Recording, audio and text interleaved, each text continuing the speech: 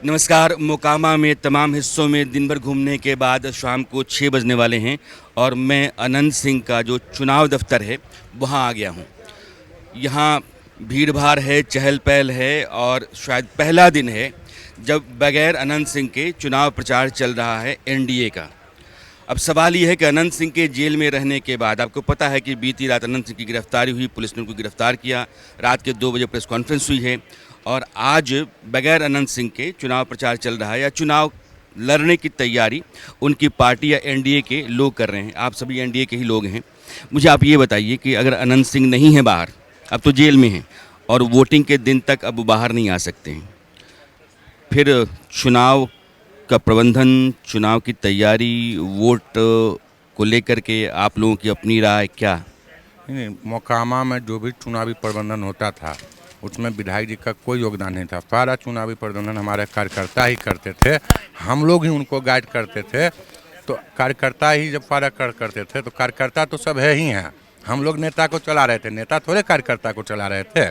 और अब कार्यकर्ताओं का दायित्व और भी ज़्यादा बढ़ गया है और हम लोग पूर्व से ही दायित्व का निर्वहन करते आ रहे हैं। क्योंकि विगत चुनावों में कई बार ऐसे मूवमेंट आए हैं जब हमारे प्रत्याशी को एन के प्रकार किसी भी तरह हम लोगों से दूर किया गया। सवाल ये होता है कि अनंत सिंह एक मर्डर के मामले में गिरफ्तार हुए हैं, आपके लीडर बाहर नहीं हैं, तो वैसे भी कार्यकर्ताओं में मोराल डाउन हो जाता है, आमतौर पर ये माना जाता है। देखिए, मोरल तब डाउन होता जब हम लोग किसी वैसे ढंग के मामले में जाते जेल, हमारे नेता, ठीक ना। एक तो ये प्योर चुनावी जो आपका पकता है साजिश, उस साजिश के तहत इनको अभी चुनाव आयोग के नियंत्रण में पूरा गवर्नमेंट चल रहा है।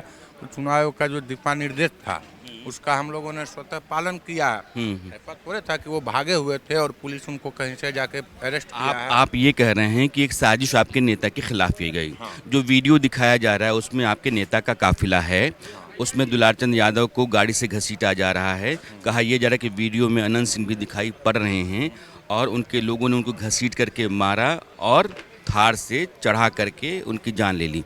अभी तक ऐसा कोई भी वीडियो नहीं आया है जिसमें माननीय विधायक का कोई भी फोटो या वीडियो उनका वहाँ पर प्रेजेंटेशन का शो कर रहा है। कोई भी ऐसा वीडियो नहीं है, ना ही कोई ऐसा वीडियो आया है जिसमें कि जो लोग अभियुक्त बनाए गए हैं वो दुलारचंद जी को किसी भी प्रकार वीडियो आया है। जब अनंत सिंह का काफिला आगे बढ़ गया है और काफिले की सबसे लास्ट गाड़ी पे दुलारचंद जी के द्वारा पत्थर फेंकते हुए वीडियो आया जो कि सार्वजनिक है सोशल मीडिया पे, प्रशासन के पास भी इस वीडियो है। क्योंकि अभी जांच चल रही है, अनुसंधान चल रही है, अनुसंधान में सारे तथ्य क्लियर हो जाएंगे और अनंत सिंह के साथ न्याय ही होगा। आप तथ्य को छिपा नहीं सकते हैं। लेकिन इंसाफ तो दुलारचंद का परिवार भी मांग रहा है। वो कह रहा है कि मेरे परिवार के मुखिया को मारा गया, अनंत सिंह के काफिले में जो लोग थे मारे। यही तो जांच की विषय है कि दुलारचंद जी के परिवार को इंसाफ मिलना चाहिए और उस परिवार को भी इंसाफ मिलना चाहिए जो दुलारचंद जी से प्रताड़ित थे, दुलारचंद जी से पीड़ित थे। उस परिवार के भी इंसाफ के बारे में दुलारचंद जी के परिवार को सोचना चाहिए, उनको भी इंसाफ मिलना चाहिए। हम चाहते हैं कि जांच निष्पक्ष और ये क्लियर हो कि आखिर दुलारचंद जी की डेथ किसकी गाड़ी चढ़ने से हुई है। और हम आपके माध्यम से प्रशासन को ये सूचना भी देना चाहते हैं कि आज भी वो गाड़ी वहीं पे पलटी खाई हुई है नीचे खड्डे में, जिस गाड़ी पे दुलारचंद जी की हत्या हुई है। जो हम लोगों को फीडबैक मिल रहा है टाल पे लोगों के द्वारा कि भैया वही गाड़ी पे छिपा हुआ है। प्रशासन पहले उस गाड़ी को जब्त करे और उस चक्के पे उसका मिलान करे। नहीं, मैं वहाँ से होकर के आ रहा हूँ, वहाँ अब कोई गाड़ी है नहीं, वो अब साफ है। वहाँ गाड़ियों के नीचे गिरने के और पानी में जाने के निशान हैं और जो शीशे टूटे पड़े हैं वो वहाँ फैला हुआ है। आप ये कह रहे हैं कि दुलारचंद जी को मारने के, थार चढ़ाने के वीडियो नहीं है, यह कोई साजिश है? बिल्कुल साजिश है, बिल्कुल साजिश है। मैं आपके पास आता हूँ। हाँ, आप टाल इलाके से ही हैं। कहा यह जा रहा है कि दुलारचंद की हत्या के बाद से टाल इलाके से जो वोट मिल रहा था अनंत सिंह को, अब वो वोट नहीं मिलेगा। लोगों का मन बदला है, वहाँ एक तरह का तनाव और गुस्सा भी है। कौन ये बात बोल रहा है? यहाँ टाल क्षेत्र अनंत बाबू का है। पूरे गरीब, पिछड़ा, दलित सब लोग एकजुट होकर के अनंत बाबू के को वोट देगा और नीतीश कुमार जी को मुख्यमंत्री बनाया जाएगा, नरेंद्र मोदी जी के हाथ को मजबूत करेगा। टाल में दुलारचंद यादव से क्या कौन अथी थे, यहाँ सीधा है अनंत बाबू और नीतीश कुमार जी का वोट है। टाल क्षेत्र में जो राजद का वोट है, राजद का अपना आधार का वोट है। अब बाकी जनता दल यू, लोजपा, मांझी, नीतीश कुमार जी का वोट है, अनंत बाबू का अपना वोट है। पूरा जनता एकजुट होकर के अनंत बाबू को और दोगुने उत्साह से वोट टाल क्षेत्र में दे रहा है। तेजस्वी यादव आज यहाँ थे, उन्होंने कहा कि इस राज्य में गुंडा राज आ गया है, उनकी सरकार आती है 2 महीनों के भीतर गुंडों को अंदर करेंगे, और यहाँ जो कुछ भी है उस पर उन्होंने गंभीर सवाल खड़ा किया। वो ये नहीं कह रहे हैं, वो कह रहे हैं कि गुंडा को हमारा शासन आएगा तो गुंडा को फ्री करेंगे, इंसान आदमी को चलने नहीं देंगे। वो 2005 के पहले का 90 का दशक जनता देखा है, वह ये उल्टा बोलते हैं। वो अभी से तो प्रेफरेंस दिए हुए हैं जंगल राज का, लोगों का वोटर के जगह जगह धमकाने का प्रयास करते हैं। क्या बात बोल रहे हैं, जंगल राज तो टेलर अभी से शुरू कर रहे हैं। वो सुशासन लाएंगे कि वो बता रहे हैं कि हमारी सरकार आएगी तो फिर 2005 से 90 वाला दशक है, अपराधियों को खुली छूट देंगे। लेकिन एक बड़ा सच तो है, मैं भी आता हूँ, आपके पास में आता हूँ, कि एक आदमी की हत्या हुई है, वो प्रचार के दौरान एक पार्टी के कार्यकर्ता के तौर पर थे, और हत्या जो है वो अनंत सिंह और उनके लोगों के ऊपर आरोप के तौर पर है। आरोप के तौर पर नहीं है, उनको बस फंसाया जा रहा है ना। हमारे विधायक जी जो है बहुत सीधे मेरा सवाल ये है कि जब वो कहते हैं कि गुंडा राज आरजेडी के समय में था, आज की तारीख में जो हालात हैं, इस पर जो आपका विपक्ष है वो भी तो सवाल करता है कि जंगल राज वो था, तो ये कौन सा राज है? गुंडा राज कहाँ है? अगर वो गुंडा राज रहता है तो हमारे विधायक जी जेल कैसे चल जाते हैं? और उसके बाद तेजस्वी जी से जाके पूछिए कि रीतलाल यादव कैसे इलेक्शन लड़ रहे हैं। अगर गुंडा राज है तो कैसे वो तुरंत बेल हो गया, तुरंत इलेक्शन लड़ने लगे? जब वो भागलपुर में 1-2 महीने पहले थे तो इधर से आके कैसे इलेक्शन लड़ने लगे? ये तो वही ना बताएंगे, तेजस्वी ना बताएंगे कि गुंडा राज है कि नहीं है। अच्छा, अब ये बताइए कि मोकामा एक इम्पॉर्टेंट कॉन्स्टिट्यूंसी है और पूरे देश में इसकी चर्चा है। अब यहाँ जीत हार किसकी होती है, सबकी नज़र है। आप लोगों के पास क्या आधार है कि आप जीत सकते हैं?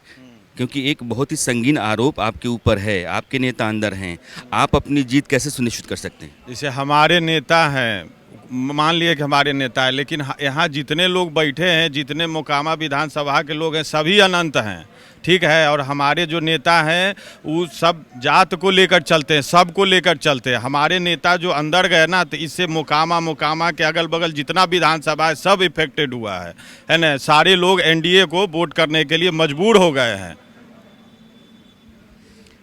आप भी कुछ कहना चाहते हैं? हाँ, बोलिए। शांति, विकास, भाईचारा, यही है मेरा नीतीश जी का नारा। यहाँ शांति विकास 2005 से शांति हुआ है, इसी का चलते हम वोट अनंत बाबू को दे रहे हैं। अनंत बाबू जब से आए हैं ये क्षेत्र शांति हो गया। गरीब का मसीहा है हमारे विधायक जी, और निर्दोष है मेरे विधायक जी। ये गरीब का मसीहा को फंसाया जा रहा, तेजस्वी और सूरजभान सिंह फंसाया जा रहा मेरा विधायक को। मेरा विधायक निर्दोष है।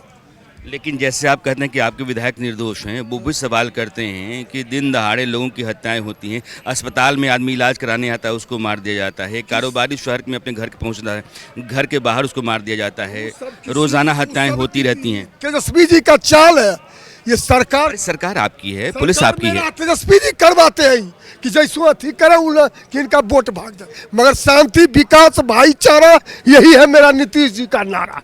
घर घर आई आवाज, नीतीश जी जिंदाबाद। ये मोटे तौर पर बीजेपी और जेडीयू के जितने कार्यकर्ता नेता हैं जो चुनाव प्रबंधन में लगे हुए हैं, वो सब लोग यहाँ हैं। और मैं यहाँ 2 दफ़ा आ चुका हूँ और दोनों दफ़ा यहाँ लोगों की बैठकी चलती रहती है। इससे पहले कि मैं अपनी बात ख़त्म करूँ, फिर इधर से आवाज़ आने लगी है। हाँ, बोलिए। नमस्कार, और पूरे मोकामा विधानसभा की जनता को मैं नमस्कार करता हूँ। मैं अपना इंट्रोडक्शन देना चाहता हूँ आपको कि मैं जनसुराज का भावी प्रत्याशी मोकामा विधानसभा से था, और 2 साल के लमसम हमने पूरे विधानसभा में कार्य करने का काम किया। आज भी मैं जनसुराज के साथ हूँ, पीछे भी था और आगे भी रहूँगा। मगर आज अनंत सिंह के ऑफिस में बैठे हुए बता रहे हैं, आज अनंत सिंह के ऑफिस में हम एक जनता के रूप में बैठे हुए हैं, इसलिए बैठे हुए हैं कि जो जनसुराज पार्टी ने जिस आदमी को टिकट देने का काम किया वो 10 बजे रात तक आरजेडी का कैंडिडेट रहता है, जो आप लोग मीडिया के द्वारा आप लोग जान रहे हैं। और उस आदमी को अगर जनसुराज पार्टी का कैंडिडेट बनाया गया तो कहीं न कहीं हमको लगता है कोई साजिश है।